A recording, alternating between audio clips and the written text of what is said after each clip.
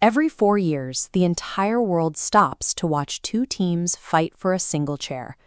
It is a rivalry that splits families, ends friendships, and dictates trillions of dollars and global peace based on who wins. And these two political machines, the Democrats and the Republicans, have held a complete monopoly on that power. Every single U.S. president since 1853 has come from one of these two camps. But if you stopped 100 people on the street and asked them to explain the actual differences between the two, most couldn't give you a real answer beyond the colors. One is red and one is blue. Even those colors are a recent invention. They were assigned by television networks during the 2000 election. Before that, news channels flipped the colors around freely on their maps. The mascots are just as arbitrary. The Democratic donkey started as an insult directed at President Andrew Jackson, which he just decided to embrace.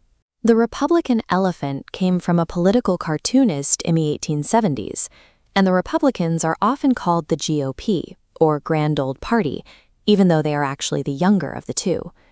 Because this visual tribalism is mostly a historical accident, we have to strip away the branding.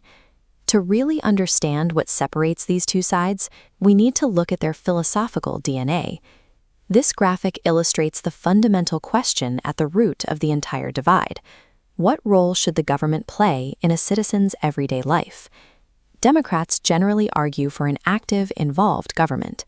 Their thinking is that certain problems, like poverty or failing infrastructure, are simply too large for individuals to solve alone, so society needs a strong government structure to tackle them collectively. Economically, this means they usually support higher taxes on wealthy individuals and corporations to fund public services and social safety nets, along with stronger regulations on businesses to reduce inequality. Republicans, on the other hand, argue for limited government. They believe that individuals and free markets make better decisions than federal bureaucracies, and that true prosperity comes from maximizing personal and business freedom. In practice, this translates to pushing for lower taxes across the board so people can keep and invest their own money, and stripping away business regulations to stimulate economic growth. Neither approach is inherently malicious. They are two very different answers to a difficult question that democracies have debated for centuries: how best to manage resources and preserve freedom. You can see this debate play out across almost every major issue. In healthcare, Democrats generally want government involvement, like expanding Medicare, while Republicans prefer market-based solutions with private insurance competition. When it comes to the environment, Democrats push for emissions regulations and renewable energy investments. Republicans tend to worry those regulations kill jobs, favoring energy independence through oil, gas, and coal. On immigration, the Democratic platform leans heavily toward creating pathways to citizenship for undocumented immigrants. The Republican platform prioritizes strict border security and rigorous enforcement of existing laws. For firearms, Democrats consistently support stronger federal gun control measures like universal background checks. Republicans defend broad Second Amendment rights and push back against most new restrictions. And on abortion, an issue sent back to individual states after Roe v. Wade was overturned, Democrats largely frame the debate around a woman's personal freedom. Republicans largely oppose it, framing their stance as protecting unborn life. These distinct policy platforms act like two highly rigid boxes, and every election cycle, millions of incredibly diverse Americans are forced to squeeze their beliefs into one or the other. But those two rigid boxes haven't always held the same contents.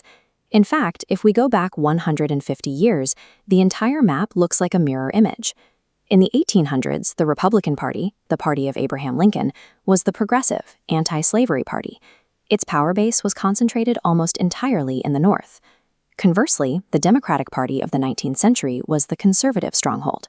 For decades following the Civil War, they dominated the southern states so completely, the region was known as the Solid South. Then, over the course of the 20th century, they swapped.